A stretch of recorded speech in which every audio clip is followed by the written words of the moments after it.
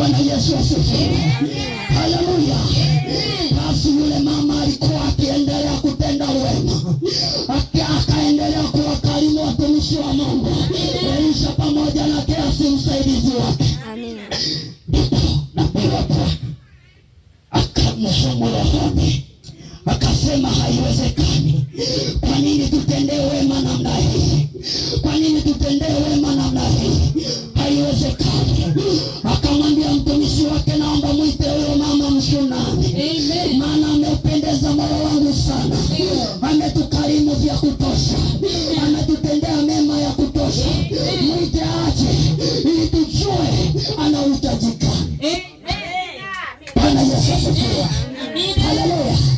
Mama aliposogea ndani ya kile chumba alichokitengeneza mwenyewe kwa mtumishi wa Mungu, alitoka. Alipofika mlangoni tu mtumishi wa Mungu akaanza kumwambia, we mama, kwa wema wako uliotutendea, unataka ufanyiwe nini kwa amiri wa jeshi? Unataka utendewe nini kwa ufalme wangu?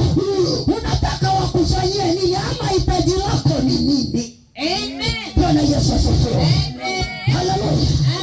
Yule mama kwa kuwa ndani ya ile Shunami alikuwa ni mama ambaye anajiweza na familia yake. Alikuwa ni mama ambaye ni tajiri, ana watu wake anaowamiliki yeye. Ana utajiri wa mashamba, ana utajiri wa fedha, ana utajiri wa mazao, kila kitu anacho. Yule mama akasema, mimi sikia nikwambie mtu wa Mungu, mtumishi wa Bwana, mimi nina kila kitu na nina watu wangu na wasimamia mwenyewe. Sioni kama nina uhitaji, sioni kama nina shida. Inamaanisha huyu mama alikuwa sio mama wa kujihurumia. Alikuwa sio mama ambaye anaona kama ana shida. Aliona mama amekamilika. Haleluya. Baadaye akaondoka. Baada ya kuondoka, nabii wa Bwana akiwa na mjakazi wake wakasemezana. Akamuuliza Gehazi, unafikiri huyu mama ana uhitaji gani? Bwana Yesu asifiwe. Haleluya. Yule mtumishi wa Bwana akamwambia, na msaidizi wake akamwambia, yani Gehazi akasema, kweli toka tulipofika hatujasikia habari za mwana. Hawajatuambia habari ya kwamba wana mtoto. Hatujasikia mtoto analia, hatujasikia kelele za mtoto. Yawezekana hii familia haina mwana. Akasema, naomba mwite huyo mama aje. Alipoitwa yule mama, alipofika mlangoni, nabii wa Bwana hakuanza kumhoji maswali ya kwamba una mtoto. Hebu sikia hii, watu wanaomtumikia Mungu sawa sawa.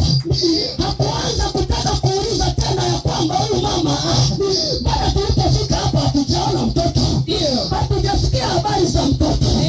Alipofika mlangoni, na pia akaanza kumtabiria. Sema kumtabiria.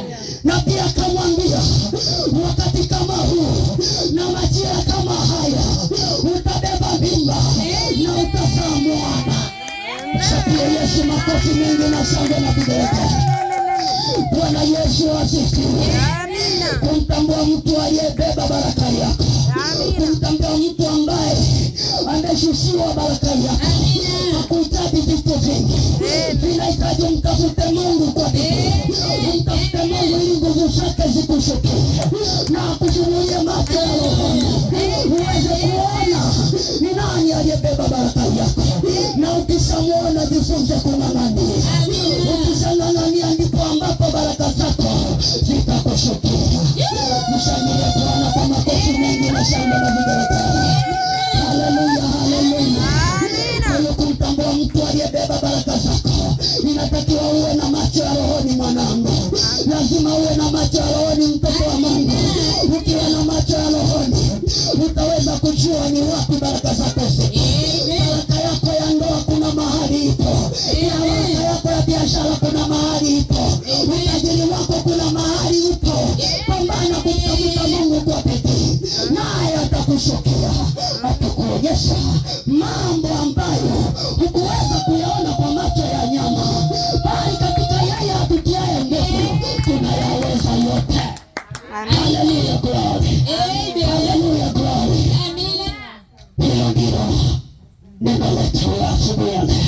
Amina. Na huo ndio ufunguo wa asubuhi ya leo.